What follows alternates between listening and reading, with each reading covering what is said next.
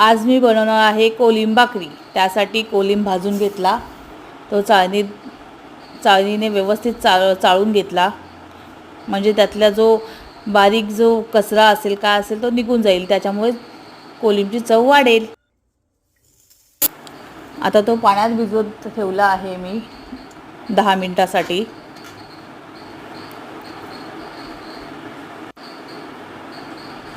तुम्हाला माझ्या रेसिपी आवडत असतील तर नक्की चॅनलला सबस्क्राईब करा। कोलिंबसाठी 3 कांदे, 1 टोमॅटो, थोडीशी कोथिंबीर चिरून घेतलेली आहे। कढईत तेल घेऊन कांदा छान लाल रंग येईपर्यंत परतून घ्यायचा। थोडा मी कांदा वेगळा काढते, कारण की मी कोलिंबबरोबर कोलिंबचा सार पण करणार आहे। त्यात कांदा परतून झालेला आहे, त्याच्यामध्ये मीठ, आवडीनुसार तिखट, हळद टाकून चांगले मसाले परतून घ्यायचे। हे पहा, तेल सुटेपर्यंत परतून घेतलेले आहेत। आता त्यात थोडीशी कोथिंबीर आणि धुवून घेतलेला कोलिंब टाकून छान परतून घ्यायचा आहे।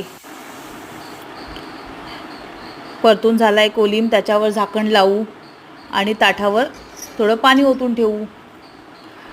त्याचबरोबर भाकरी करायला घेते, पीठ मळून घेते।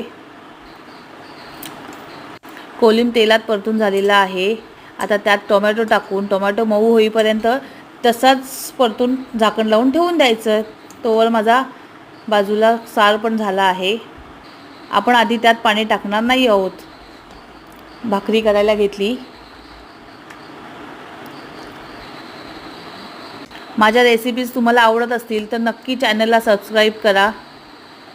हे बघा, टोमॅटो मऊ झालेला आहे। आपण आता त्यात प्लेटवरचंच पाणी त्याच्यात टाकणार, तेवढं पाणी पुरेसं आहे कोलिंब शिजण्यासाठी। त्याचबरोबर कोकम टाकून कोलिंब शिजण्यासाठी झाकण लावून ठेवून देऊ। तुम्हाला माझ्या रेसिपीज आवडत असतील तर नक्की लाईक शेअर करा। आता भाकऱ्या करून झालेल्या आहेत, ताट वाढायची तयारी करूयात। हे बघा, कोलिंब पण झालेला आहे। छान कोलिंब भाकरी, मऊ लुसलुशीत भाकरी, कोलिंबचा सार आणि भात। चला या जेवायला।